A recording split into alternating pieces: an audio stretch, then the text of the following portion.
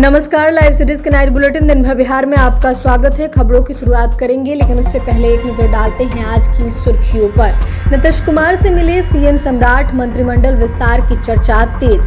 सीतामढ़ी में सीएम सम्राट चौधरी का बड़ा ऐलान, प्रवासियों को मिलेगा राज्य में ही रोजगार। कांग्रेस एमएलसी की सीएम से मुलाकात, बिहार की राजनीति में नए समीकरण के संकेत। मुकेश सहनी का सरकार पर हमला, कानून व्यवस्था और शराबबंदी पर उठाए सवाल।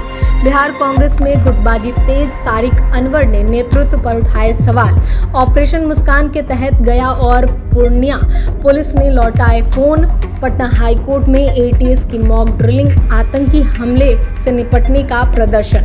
भागलपुर में गंगा स्नान के दौरान हादसा, 3 की डूबने से मौत। सारण में पार्षद की चाकू मारकर हत्या, गांव में शोक की लहर। बिहार में बदला मौसम का मिजाज, कहीं हीट वेव तो कहीं बारिश का अलर्ट। अब खबरें विस्तार से।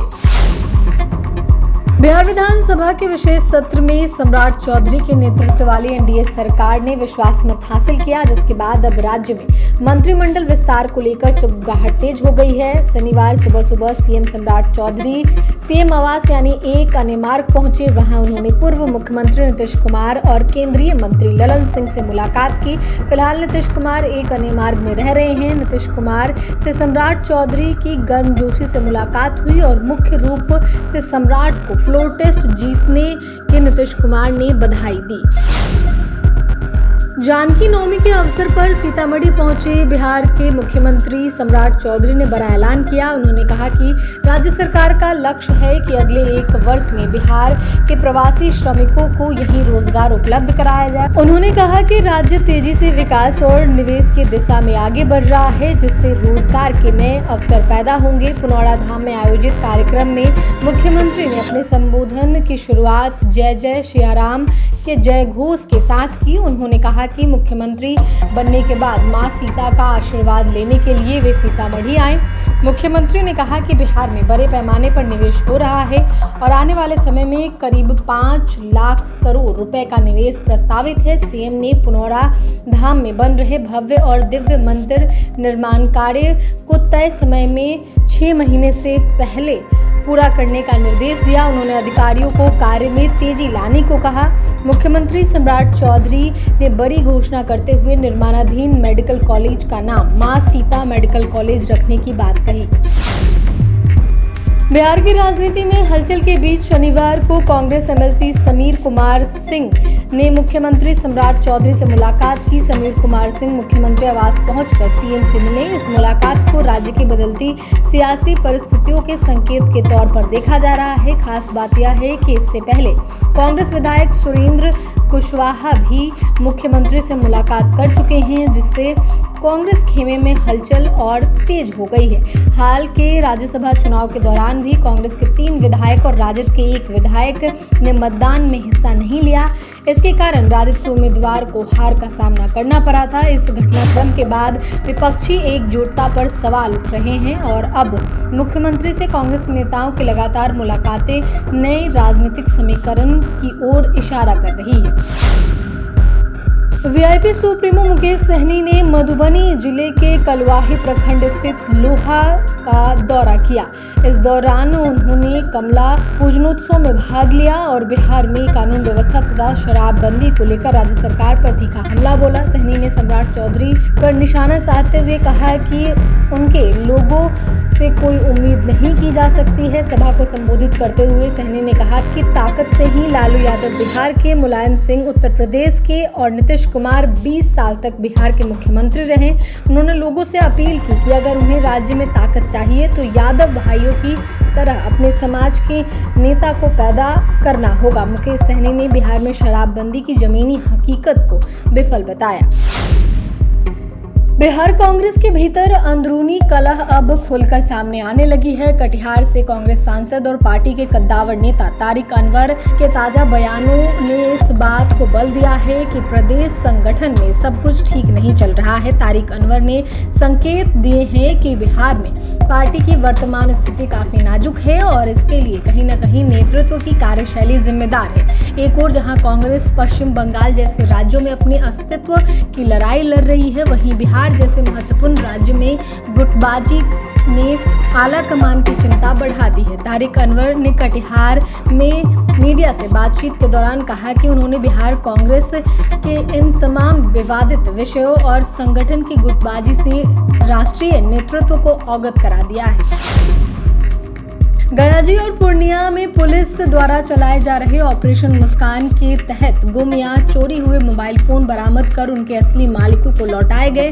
गया में एसएसपी सुशील कुमार के नेतृत्व में पुलिस ने 107 मोबाइल फोन लगभग 34 लाख रुपए के बरामद किए। वहीं पूर्णिया एसपी स्वीटी सहरावत ने 90 लोगों को उनके खोए मोबाइल लौटाए, जिनकी कुल कीमत करीब 24 लाख रुपए बताई गई। इनमें कई फोन 3 से 4 साल पुराने भी थे, जो लोगों के लिए भावनात्मक रूप से महत्वपूर्ण थे। मोबाइल मिलने पर लोगों ने पुलिस का आभार जताया। दोनों जिलों में पुलिस ने लोगों से अपील की कि मोबाइल चोरी या गुम होने पर तुरंत शिकायत दर्ज कराएं, ताकि उसे ट्रैक कर वापस दिलाया जा सके। पटना हाईकोर्ट परिसर में आज बिहार आतंकवाद निरोधक दस्ता एटीएस की ओर से लाइव डेमो आयोजित किया गया।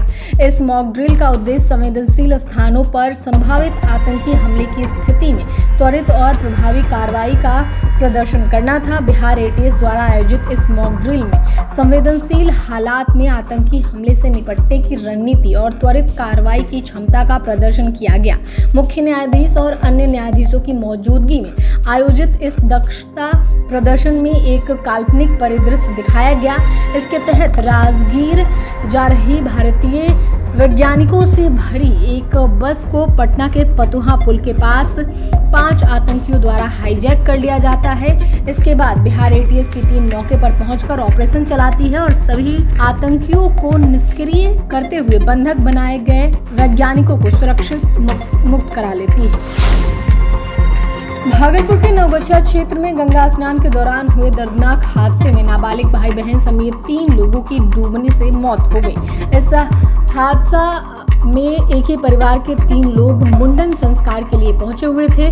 स्नान के दौरान पैर फिसलने से तीनों गहरे पानी में चले गए और डूब गए। घटना के बाद स्थानीय लोगों और गोताखोरों की मदद से बचाव कार्य चलाया गया, लेकिन तब तक देर हो चुकी थी। मृतकों की पहचान मोनी कुमारी, गौरव कुमार और साक्षी कुमारी के रूप में हुई है। हादसे के बाद परिवार में कोहराम मच गया है और पूरे गांव में मातम का माहौल है। परिजनों ने घाट पर सुरक्षा इंतजामों की कमी का आरोप लगाया। इधर मुख्यमंत्री सम्राट चौधरी ने घटना पर गहरा दुख जताते हुए मृतकों के परिजनों को 4-4 लाख रुपए मुआवजा देने का ऐलान किया। साथ ही प्रशासन को पीड़ित परिवारों की हर संभव मदद करने के निर्देश दिए गए। सारण जिले के मांझी नगर पंचायत क्षेत्र के गोढ़ा गांव में शनिवार देर रात वार्ड संख्या 9 के पार्षद राजा बाबू ठाकुर की चाकू मारकर हत्या कर दी गई। इस हमले में 2 अन्य लोग भी गंभीर रूप से घायल हो गए। जानकारी के अनुसार पार्षद अपने घर पर थे, तभी पड़ोसियों ने अचानक हमला कर दिया। तीनों को चाकू से गोद कर जख्मी कर दिया। स्थानीय लोगों के मुताबिक घायलों को अस्पताल ले जाया गया, जहां गंभीर हालत में छपरा रेफर कर दिया गया। रास्ते में ही राजा बाबू ठाकुर ने दम तोड़ दिया, जिससे पूरे गांव में शोक की लहर है। जिस घर में तिलकोत्सव की तैयारी थी, वहां अचानक मातम पसर गया। पुलिस मौके पर पहुंचकर मामले की जांच कर रही है और आरोपियों की गिरफ्तारी के लिए कार्रवाई की जा रही है। बिहार में इन दिनों मौसम का मिजाज बदला हुआ है। जहां एक और भीषण गर्मी लोगों को परेशान कर रही है, वहीं दूसरी ओर कई जिलों में बारिश का अलर्ट जारी किया गया है। मौसम विभाग ने कैमूर, बक्सर, भोजपुर, रोहतास, औरंगाबाद और अरवल में हीट वेव को लेकर येलो अलर्ट जारी किया है, जबकि सुपौल, सहरसा, मधेपुरा, पूर्णिया, कटिहार, अररिया और किशनगंज में बारिश और वज्रपात की चेतावनी दी गई है। पिछले 24 घंटे में अधिकांश जिलों में मौसम शुष्क रहा। मौसम विज्ञान केंद्र के अनुसार 26 अप्रैल से तापमान में गिरावट के साथ राहत मिलने के आसार हैं। कई जिलों में तेज हवा और बारिश को लेकर येलो और ऑरेंज अलर्ट जारी किया गया है। वहीं 27 अप्रैल को पूरे बिहार में बारिश और वज्रपात की संभावना जताई गई है, जिससे मौसम में बड़ा बदलाव देखने को मिल सकता है।